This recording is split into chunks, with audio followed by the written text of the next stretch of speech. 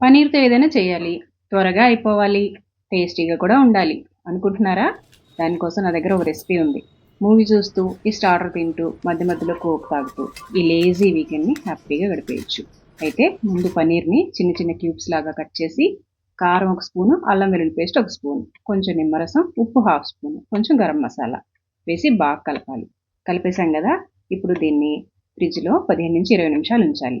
ఈలోపు ఏం చేద్దామంటే 3 టేబుల్ స్పూన్ గోధుమ పిండిలో కొంచెం కారం, కొంచెం ఉప్పు, నీళ్లు పోసి బాగా కలపాలి. ఎలా అంటే ఇలా. ఇది చూపిస్తున్నాను కదా! ఇలా ఉండాలి. ఫ్రిడ్జ్‌లో ఉంది కదా పనీర్, దాన్ని తెచ్చేయాలి. ఒక్కొక్క పీస్‌ని ఈ పిండిలో ముంచి బ్రెడ్ క్రమ్స్‌ని బాగా కోట్ చేయాలి.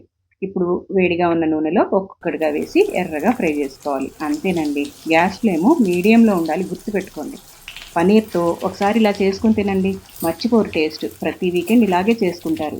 మరి నచ్చితే ఒక లైక్, మీ వాళ్ళకి షేర్ చేయండి. వాళ్ళు కూడా చేసుకుంటారు. సబ్స్క్రైబ్ మర్చిపోకండి. ఈజీ రెసిపీస్ కావాలి కదా!